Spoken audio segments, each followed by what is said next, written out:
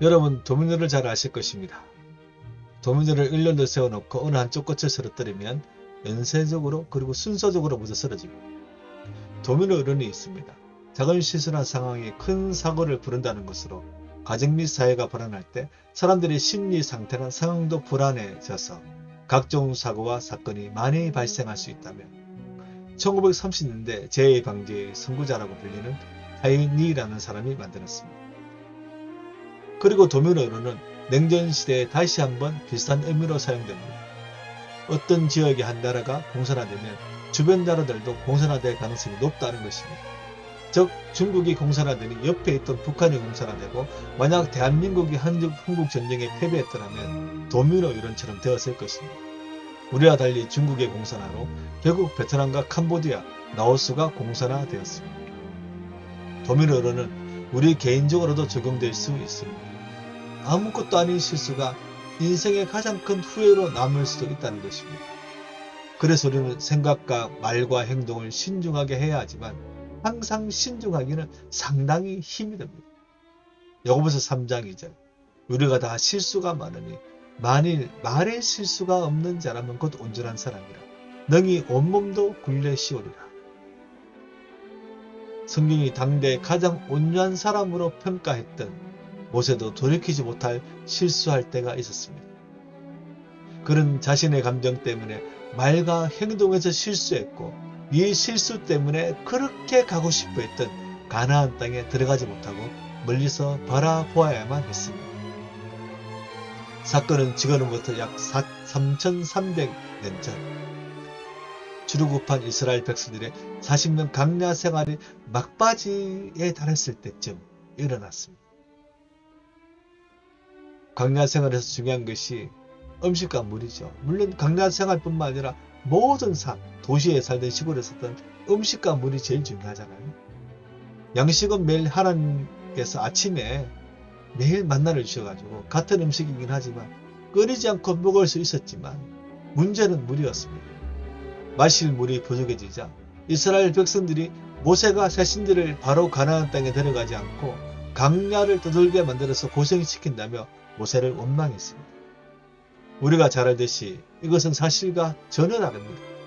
출애굽한 지 약 1년 조금 넘었을 때 40일 동안 가나안 땅을 정탐하러 갔던 12명의 정탐꾼 중에 여호수아와 갈렙 외에 10명은 가나안 땅은 젖과 꿀이 흐르는 비옥한 땅이긴 하지만 이미 그 땅에 정착해서 성을 쌓고 살고 있는 민족들이 너무 강해서 우리는 점령할 수 없다. 그들은 거인이다. 우리는 그들 앞 메뚜기에 불과하다.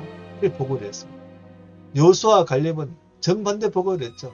그들이 강하긴 하지만 하나님께서 이기게 하실 것이다. 그들은 이미 우리의 밥이다. 하나님이 우리의 밥으로 주셨다. 우리가 이길 것이다. 그렇게 보고했습니다.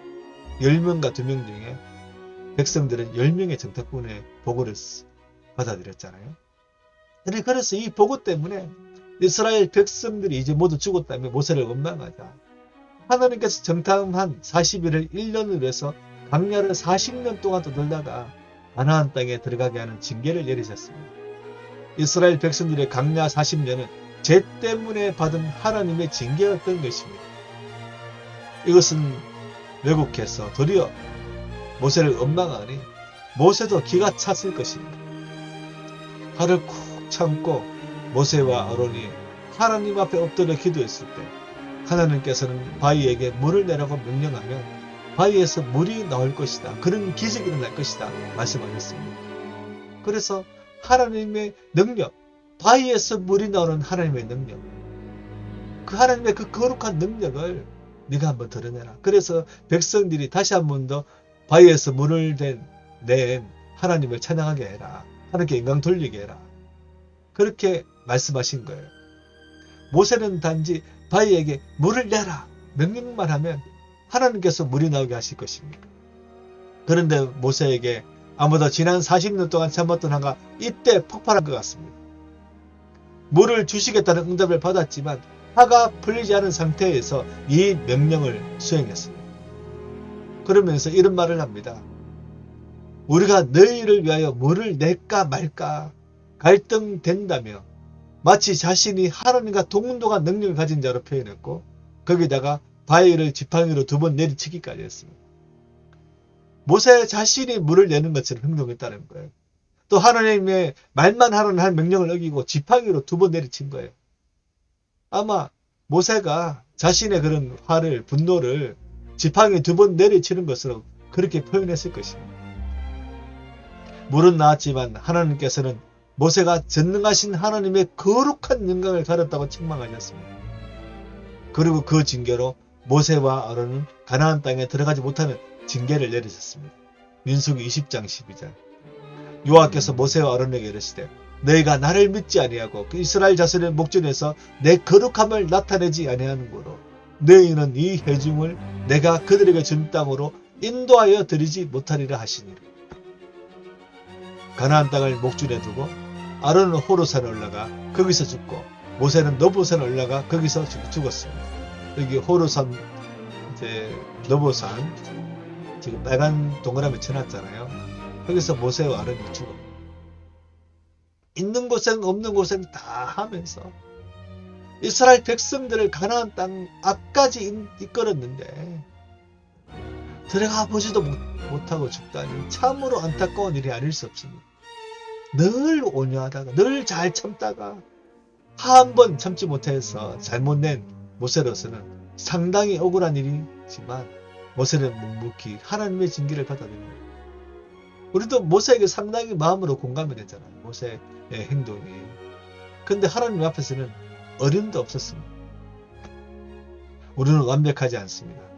그러나 우리가 완벽하게 되려고 노력해야 될 때가 있습니다. 그것은 하나님께서 주신 명령에 순종할 때입니다. 하나님의 명령에 순종함에 있어서 우리의 감정과 마음을 최대한 다듬는 것이 다른 무엇보다 중요합니다. 나로 인해 하나님의 거룩한 영광이 가려져서는 안 될 것입니다. 저는 작은 실수라도 하나님께는 큰 일이 됩니다. 사실 우리에게 주시는 명령이 구체적으로 떠오르지 않을 수도 있습니다. 그러나 우리에게 공통적으로 주신 명령은 예배의 명령, 성경 묵상과 삶의 적용의 명령, 전도의 명령 등이 있습니다. 예배 드릴 때, 성경을 읽을 때, 전도할 때 감정을 내려놓고 전심으로 하나님만 바라봐야 됩니다. 각 개인에게 특별한 명령도 있습니다. 주로 마음을 감동시키시는데 선교사 후원, 주변 사람의 힘든 사람 돕기, 교회에서 어떤 사역하기 등등 다양합니다. 특별히 기도 응답을 받고 난 뒤에 순종할 때는 더욱 조심해야 됩니다. 모세도 기도 응답 받고 난 뒤에 순종하는 가운데 이런 실수를 했잖아요. 우리는 모세와 같은 실수를 했으면 안 될 것입니다. 그래서 우리는 다음 구절을 늘 기억하고 되새겨야 합니다. 신명기 6장 5절 너는 마음을 다하고 뜻을 다하고 힘을 다하여 내 하나님 여호와를 사랑하라. 마음과 뜻, 힘, 마음, 뜻, 힘, 하나님 사랑. 늘 이것을 마음에 되새겨야 되는 것입니다.